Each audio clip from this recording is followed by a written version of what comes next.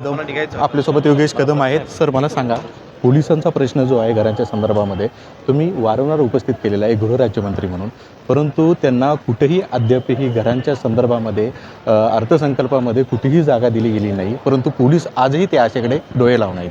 नाही, अर्थसंकल्पामध्ये जागा दिली नाही हे म्हणणं चुकीचं राहील. कारण एक लक्षात घ्या, गृह विभागाला जो काही बजेट अलॉट झालेलं आहे त्याच्या अंतर्गतच पोलीस हाऊसिंगकरता देखील फंड आहे.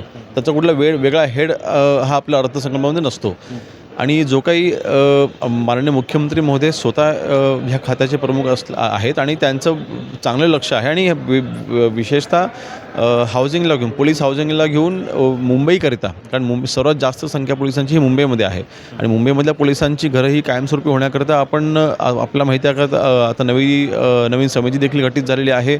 आणि ACSच्या अंडर ही कमिटी आहे. आणि पुढच्या 2 महिन्याच्या आतमध्ये आपण अहवाल देखील मागवलेला आहे की त्याचा आर्थिक भार किती येणार आहे. ते कमर्शियल किंवा त्यांना घरं बांधण्याकरता त्यांची एक नवीन पॉलिसी आपण तयार करत आहोत.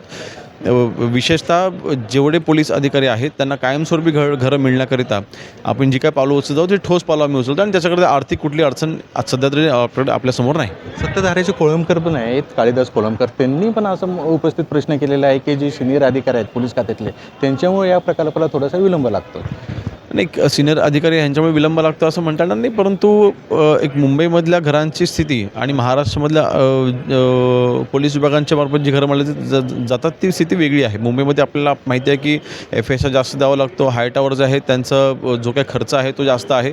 आणि ह्या सगळ्या बाबींमध्ये एक म्हाडा असेल, त्यानंतर आज मुंबई महानगरपालिका असेल किंवा प्रायव्हेट वेंडर असेल, असा कोणाला सोबत घेऊन जर का आपल्याला काय तिथे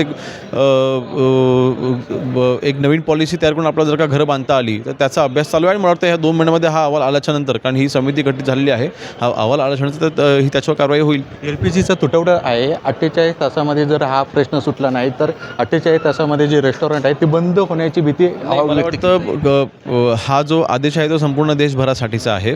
संपूर्ण देशामधला जो काही कमर्शियल सप्लाय आहे तो थांबण्याचे आदेश हे दिले गेलेले आहेत. परंतु घरगुती वापराकरता कुठलीही बंदी नाही. धन्यवाद. कॅमेरामॅन संतोष कडलकसह मी प्रसन्नजित जाधव, LS मराठी, मुंबई.